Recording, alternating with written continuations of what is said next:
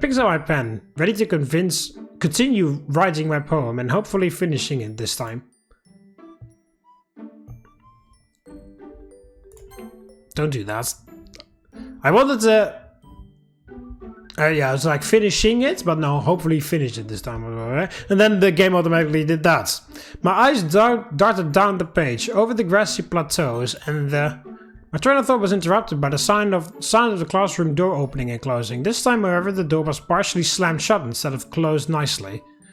Sayori! Monika practically shouted as she ran over to the girl. She was frantically searching over Sayori's body. Are you okay? Why are you panting like that? Did he do something to you?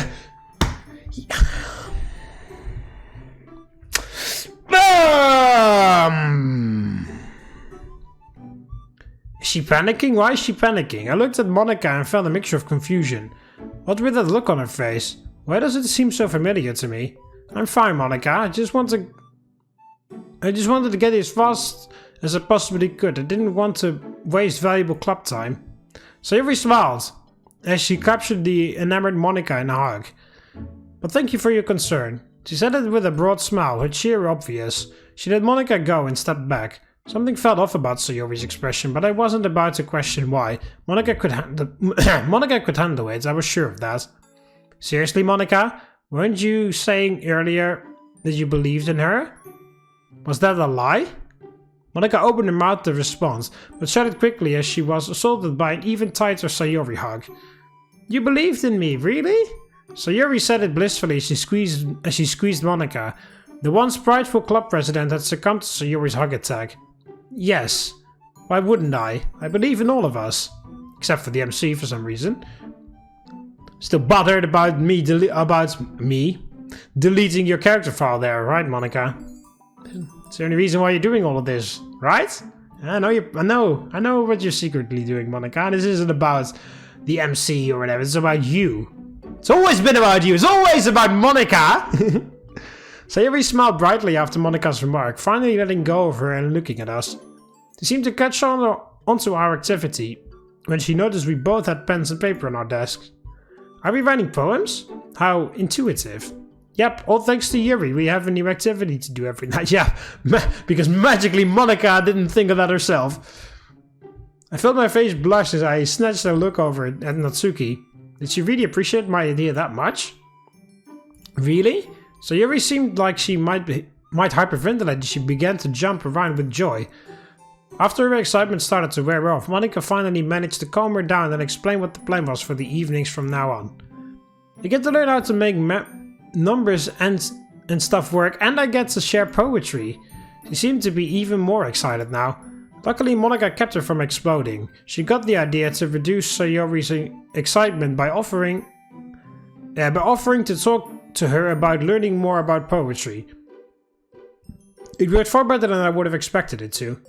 I heard the quiet sound of Natsuki ending the conversation as I snuck another look over at her. She was smirking at something on her paper.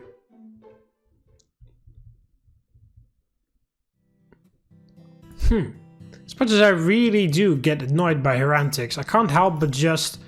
I looked down at my paper and glazed over the title of my poem, The Fluffy King. That'll throw them off for sure. I smirked to myself as I looked up, stifling a laugh as I watched Monika wrangle Sayori back under control. Sayori was intently listening to Monika as she began to explain a few pointers to her own writing poetry. Sayori seemed to take in as much as she could, all while containing her overloaded excitement. Then I felt something strange, like somebody was looking at me. Transparent Yuri. My eyes turned to my side and I barely caught a glimpse of Yuri staring at me. Why is she... I looked directly at her as she showed clear shock and turned away. I knew what I needed to do in that moment. What's up, big stuff? Can't handle knowing I'm gonna do better than you? Yuri tensed up as she looked back at me. Instead of an annoyed glare, the thing that I was expecting in response, there was only a friendly smile. Competition is very healthy, especially on friendly topics like poetry, where there is no real winner. What? I felt utter confusion. Verbal smoke bomb dropped by Yuri. It's very effective. Oh, when she said that. Her smile remaining present. Good luck, though. If you need any help, you can ask me for some. She turns back to her poem. My response caught up in my throat. Fine. You win this round, but I will be back.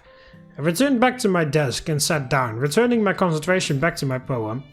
This will be the most perfect masterpiece, I'll show her. It sounded way more badass in my head. I know it did. I'm glad I don't talk out loud to myself. I felt the hairs on the back of my neck raise as I looked up, and even further beyond up to see Yuri standing near my desk. I blinked a few times before opening my mouth to respond. Yeah, Yuri? She looked at the desk next to mine, and back to me before letting out a quiet sigh. Do you mind if I sit next to you? Just so we can talk. Once you're done writing, that is. I'm not done either, so...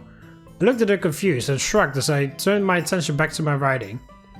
I could hear a quiet shuffling and the nearly silent squeak of the desk shifting a bit before hearing Yuri sit down. I continued to focus, hearing Yuri's pen move along her paper much faster than mine. I couldn't help but take a quick peek. Holy shit! I just couldn't believe how long it was already. Nearly half the notebook page was already used, and Yuri didn't seem intent on stopping anytime soon. I let out a loud sigh as I looked back at my paper, feeling a twinge of jealousy. Is something wrong? Yuri smiled brightly as I went back to have good luck from her. I did that in preparation. I didn't feel very excited for today, but it was too late for that as he came through the door at the start of another terrible afternoon. Oh yeah, so terrible.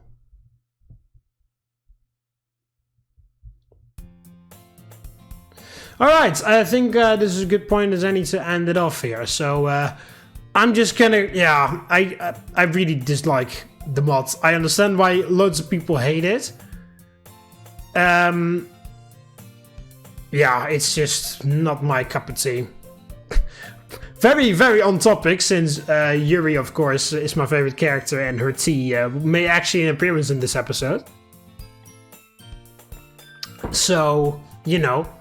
But yeah, it's just, no, this mod is not my cup of tea. I already really don't like the mods where Monica makes everyone self-aware, because I feel like it hasn't been done very well in the mods that I've played so far. I mean, to be honest, pretty much the only game where I've seen that happen well is just vanilla Doki Doki Literature Club. I'm pretty sure that's like the, at least to my memory, that's the only game, at least the only Doki, well, maybe even game in general, where I have seen like fourth wall breaking self-awareness been done perfectly, or at least, well, yeah, perfectly, or just well enough that you just don't start to dislike everything. Because in Encore, it was also in Encore where Monica was self-aware and tried again, and the others became self-aware at the end. But it was just a bit too far-fetched in my mind. We'll talk about the script and this and that. It just felt a little bit whoa, you know. And it wasn't backed up by any visual evidence, because everybody, like Monica, was constantly warning about the script running out, which was very vague. But basically, it all came down to the fact that the game was at the point of just imploding on itself. At least that's the feeling that you were supposed to get. But the game ran smoother than Five Nights at Freddy's Security Breach. So, you know.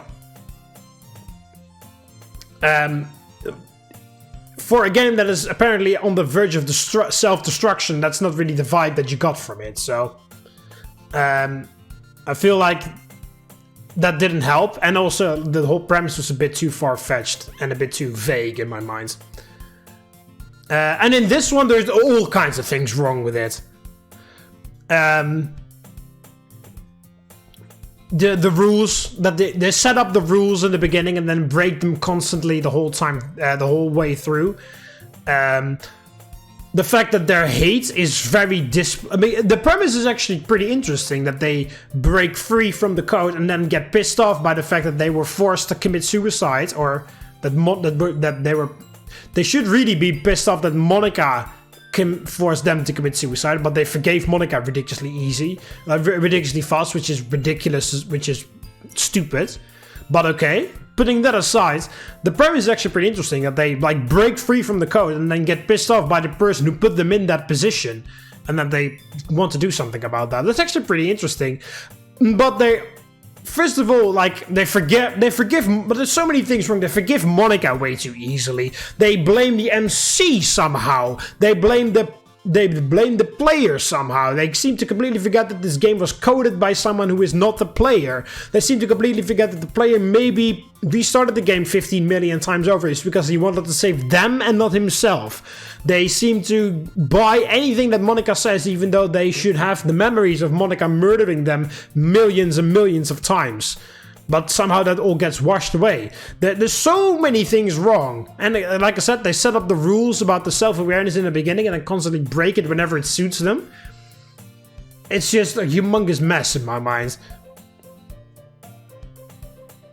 And I feel very disconnected from this mod because my character, first of all, he has a physical body, which is a bit weird. It's kind of like Monica's angled sprite in Blue Skies, which was like, whoa, what the hell? So, you know, it's not the worst thing in the world, of course, but it does make me feel like a bit, okay, like, yeah, it makes me feel a bit disconnected since this is supposed to be me, you know? But also because it's all about the MC and he's never there, but he does carry my name because you have to put your name in the beginning. But his actions are something that happen, like everything about him happens off screen or before the game starts. Like, apparently they're angry, they have some vendetta against him because he restarted the game 15 million times. But that all happened before I started this game. Like, yeah, they're kind of like working it off the fact that I played other mods or played the original game before I played this mod, but it doesn't work. It's like a book that is not part of a trilogy, but tries to like pull elements from that other trilogy, of a different trilogy that you supposedly should have read, but that it has no relation to. That's kind of what it feels like, because it's playing on the fact that as the player you've played different mods and different things and whatnot, but this mod isn't a trilogy or anything, and it has no connection to any of the other mods that I've played. This is, so as a book, you know, as a book series, this is a completely different book than all of my other books that I've read, and this book is not part of a trilogy of, and you know, it's trying to pull stuff from a universe that isn't theirs. That's kind of what it feels like. So, although their arguments, which in their mind are amazing arguments, they all fall flat right off, like even right off the get-go, they fall completely flat because it's all based off Monica said that.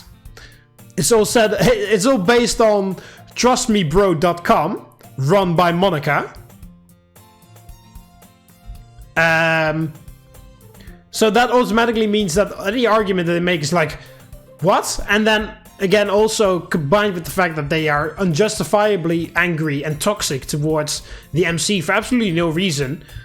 And they just assume a whole bunch of bullshit as well. Like, they assume that the player or the MC is all out to get them. And, you know, they never even considered the fact that maybe he restarted the game 15 million times because he wanted to save them and not find a good ending for himself. They never considered it. Seems pretty logical to me. Like, the only reason why you would try it over and over again is because you, like, not because you want to find a good ending for yourself, but because you want to find a way to save them. Because there has to be a way. There has to be a way. And that was my thoughts when I played the vanilla game as well. When Sayori killed herself in the vanilla game, I was like, there has to be a way to save her. Maybe say I love her. Maybe do this. Maybe write perfect poems for her. Like, I tried everything. Because there had to be a way to save Sayori. And then, you know, I wasn't doing that so that I could have a happy ending with Sayori. I was just doing that to save Sayori from hanging herself. Because I was concerned about her and not about myself or my MC character or whatever. But they never even stop to think about that, and they're all based off Monica saying that, you know, trustmebro.com, run by Monica, run by just Monica. So pretty much every single aspect about this mod is just like, ah! And of course, you know, they're very toxic, which feels very out of character for all of them. I mean, their interactions with each other are fine, but it's overshadowed by so many negative things that it's just like, I can't really focus on it too much or get too much enjoyment out of it. So anyway, I'll end it off here. Hope you enjoyed it, and it's just, yeah, it's gonna be a fucking struggle to get through this as fast as possible, but I don't want to leave it as such, because I do kind of want to see it through to the end. But it is definitely the least favorite mod I've played by a long shot. So hope you guys enjoyed it nonetheless. Click the like button if you did, and subscribe to join the Roman army. See you in the next one. Walete.